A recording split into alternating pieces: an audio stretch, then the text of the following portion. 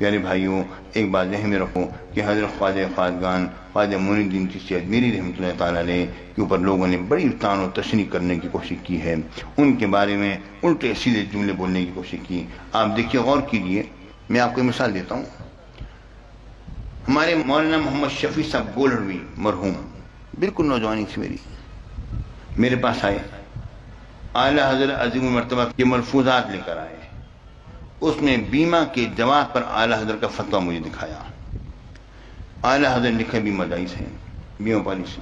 پھر میں اب علماء نے اصل میں بعض مسائل بدلتے ہیں زمانے کے بدلنے سے، ٹھیک ہے نا؟ بعض مسائل ہوتے ہیں جو کہ قرآن اور حدیث کی روشنی میں دیکھا جائے، لیکن اس کے بعد زمانہ بدلتا ہے تو مسائل بدل جاتے ہیں۔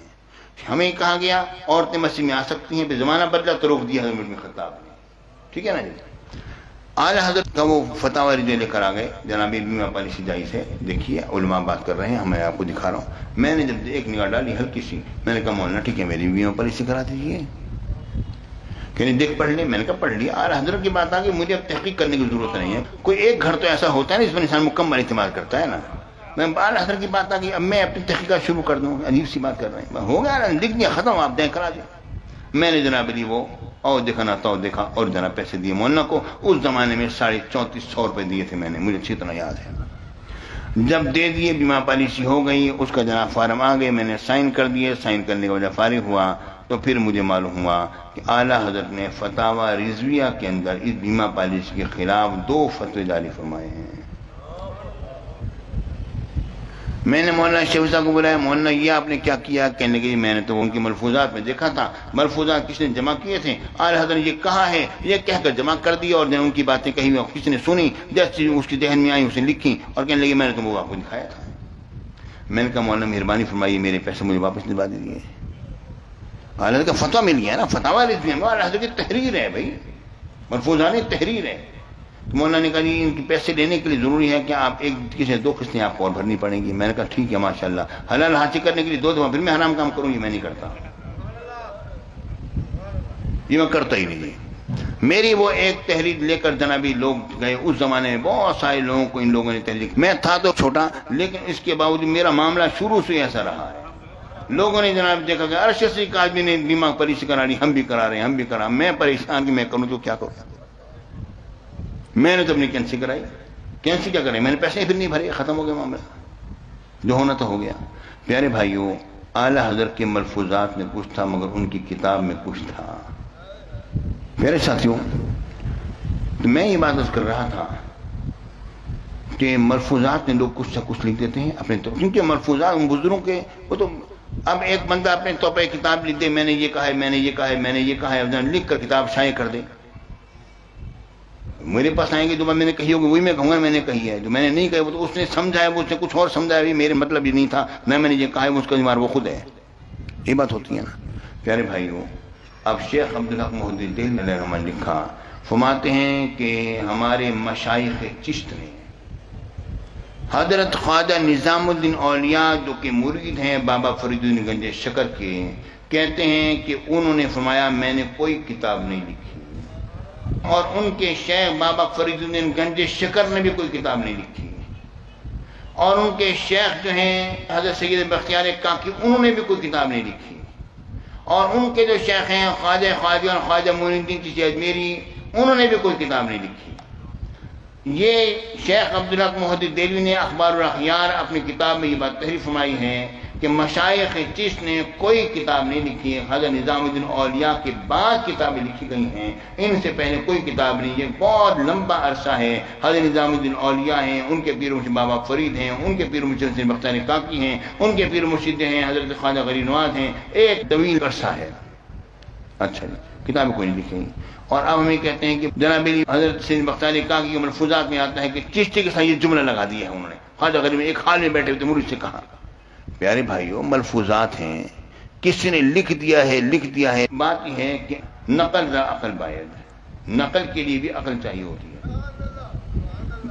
خواجہ غریب نواز کے زمانے میں ان کو چشتی کہا ہی نہیں جاتا تھا، خواجہ غریب نواز کے زمانے میں ان کو چشتی کہا ہی نہیں جاتا تھا، وہ تو اجمیری تھے یا سنجری تھے یا معین الدین تھے بس، کیونکہ آپ تو چشتی ہیں بھی نہیں نا، اصل میں ہوا معاملہ یہ ہے کہ خواجہ غریب نواز کی اپنی شخصیت عظیم الشان تھی. اب مشائخ چشت جو تھے نا وہاں پر چشت کے اندر، ہرات کے اندر، چشت کے اندر، افغانستان کے اندر، وہاں پر اب وہ لوگوں کی نگاہ سے وہ اوجھل ہو گئے تھے. انہوں نے کہا کہ ان کی یاد رہنی چاہیے. خواجہ غریب نواز جتنے بھی بڑے ہو جائیں مگر اپنے مشائخ سے بڑے تو نہیں ہوں گے نا. تو ان کے ساتھ بعد میں بابا فرید الدین گنج چک کے زمانے اقدس کے بعد جا کر لوگوں نے خواجہ کے ساتھ چشتی کا لگایا. ورنہ تو خواجہ جو تھے وہ خواجہ کہلاتے تھے، خواجگان کہلاتے تھے، خواجہ کہلاتے تھے یہ لوگ. یہ چشتی کا اضافہ تو بہت بعد میں ہوا ہے، اور یہ لکھا جا رہا ہے کہ خواجہ غریب نواز نے کہا اپنے مرید سے کہ چشتی رسول اللہ کہو. پیارے بھائیو، اس وقت یہ چشتی کا لفظ ان کے ساتھ لگتا ہی نہیں تھا. یہ تو کسی بدباطن نے اضافہ کیا ہے اس کے اندر. پیارے بھائی، یہ تو کسی بدباطن نے اضافہ کیا ہے. اب یہ خواہ کا الزام ہو دینا. جبکہ آپ دیکھیں نعرہ لگتے بابا فرید نے اللہ محمد چار حاجی خواجہ قطب فرید. حاجی سے مراد حضرت عثمان ہارونی ہے، خواجہ سے مراد خواجہ غریب نواز ہیں، قطب سے مراد سید بختیار کاکی ہیں، قطب بختیار کاکی، فرید سے مراد فرید ہیں. پیارے ساتھیوں، یہ خواہ کا ایک الزام لوگوں نے لگایا. اور یہ کتابیں جو چھپی ہیں یہ تو اب تقریباً 150 سال پہلے کتابیں چھپی ہیں. پہلے تو چھاپے خانے نہیں ہوتے تھے، پہلے تو ہاتھ سے لکھی ہوئی کتابیں ہوا کرتی تھیں. چھاپے خانے تو اب بنے ہیں نا. پیارے بھائیوں، یہ تو بجلی آئی ہے تو معاملہ ہوا ہے نا، چھپ رہا ہے اور یہ سلسلہ ہو رہا ہے، معاملہ ہو رہا ہے. اس سے پہلے چھاپے خانے کہاں تھے؟ لوگ تو اپنے ہاتھوں سے کتاب لکھا کرتے تھے. پیارے بھائی، ہاتھوں سے کتابیں لکھی جاتی تھیں. تو یہ دو چھاپے خانے میں اب جب چھپی ہیں یہ کتابیں 100 سال پہلے، تب کچھ بدباطن لوگوں نے آ کے خباثت مچائی ہے اس کے اندر، اور ہمارے بزرگوں کے لیے خواہ کی ایسی باتیں کہیں، اور کہیں پر شبلی رسول اللہ، کہیں پر چشتی. چلو کم از کم ایک تو بولتے نا، کبھی کوئی کبھی کچھ سمجھ نہیں آ رہی. پیارے بھائیوں، ہمارے یہاں پر تو یہ چیز ہے ہی نہیں، کیونکہ ہمارے خواجہ کو تو خواجہ ہی کہا جاتا تھا. چشتی تو اب جا کے کہنے لگے ہیں، اس وقت تو چشتی تھے ہی نہیں. یہ تو کسی نے یقینی تو اضافہ کیا ہے ہمیں بدنام کرنے کے لیے. اور بدنام کرنے کی بھی کچھ وجوہات ہیں کہ کچھ اور لوگوں نے اس طرح سے کلمے اپنے نام کو مولوی نے پڑھوائے. انہوں نے کہا ہم تو مرتے ہیں، ہم تو ڈوبتے ہیں، صنم تم کو بھی ڈوبیں گے.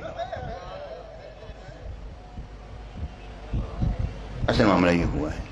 پیارے ساتھیوں، یہ باتیں کرنا ضروری تھی، آپ کے سامنے بتانا ضروری تھا آپ کو. تو پیارے ساتھیوں، بات اصل میں یہ ہے کہ ہمارے خواجہ ہر عیب سے مبرہ مصفہ ہیں، جنہوں نے ساری زندگی حضور کی غلامی کی ہے. وہ کون حضور کا ہم سے نہیں کر سکتا ہے؟ نہیں جناب، پھر یہ کتابیں چھاپنا بند کرواؤ. بھائی میری ملکیت ہو تو میں بند کرواؤں نا. کوئی بندہ چھاپ دے اٹھا کر، میں کہوں تو میں نے کیوں چھاپی؟ وہ کہے گا کہ آپ کے جملہ حقوق اس پر لکھے ہوئے ہیں. پیارے بھائیو، میری کتاب کو چھاپے تو میں اس پر کیس بھی کر دوں. میری کتاب تو میں ایسی کیوں چھاپی بھائی؟ جو ایک کتاب جو شروع سے جلدی چلی آ رہی ہے، کسی مرید نے، چند لوگوں نے بیٹھ کے ملفوظات لکھ کے کسی نے اضافہ کر دیا اس کے اندر، اب وہ چھپتی رہی ہے. میرے تو جملہ حقوق نہیں ہے اس کے اوپر، میں تو اس کا کچھ نہیں کر سکتا. یہی کہہ سکتا ہوں کہ اس کا انکار کروں، اور کیا کروں میں. ٹھیک ہے نا جی؟ میرے ساتھیو، جملہ حقوق تو ایسی کتابوں کے ہوتے ہی نہیں ہے. میرے ساتھیو، یہ خواہ کا جھوٹا الزام ہے، صرف جھوٹا الزام ہے، صاف جھوٹ ہے، بکواس ہے. ہمارے اور یہ اللہ کے خلاف لوگوں نے بکواس بازی کی، اور کچھ بھی نہیں. خواجہ غریب نواز ایسے کیسے ہو سکتے ہیں؟ ممکن ہی نہیں ہے، کیونکہ چشتی کا ان کے لیے تھا ہی نہیں دی. اور شیخ عبدالحق مودودی دہلوی نے اپنے اخبار الاخیار میں بہت پہلے یہ بات لکھ دی ہے، کہتے ہیں کہ ان مشائخ چشت نے کوئی کتاب لکھی نہیں ہے. بات جان چھوڑی، بات ہی ختم. پیارے ساتھیوں، بات یہ ہے کہ میرے آقا حضور علیہ السلام ایک حدیث پاک مجھے یاد آتی ہے، جو حضور کی وہ حدیث پاک سناتا ہوں، بات کو ختم کرتا ہوں. میرے آقا نے فرمایا، میں نے خواب دیکھا. خواب بڑا طویل ہے، میں مختصر پیش کرتا ہوں. میرے ساتھیوں، میرے آقا نے فرمایا، صحابہ کرام سے صبح میں میرے آقا فجر کی نماز کے بعد صحابہ کرام کو خیر فرماتے ہیں، یہ بتاؤ کہ آپ نے کو خواب دیکھا؟ کسی کو خواب دیکھا ہوتا؟ عرض کرتا، میرے آقا کی تعبیر فرماتے. ایک روز میرے آقا متوجہ ہوئے، سب نے حضور ہم نے کوئی خواب نہیں دیکھا. میرے آقا نے فرمایا، لیکن میں نے دیکھا ہے. اب اس خواب کا ایک حصہ پیش کر رہا ہوں. میرے آقا نے فرمایا، میں نے یہ دیکھا جب وہ 2 فرشتے مجھے لے کر گئے.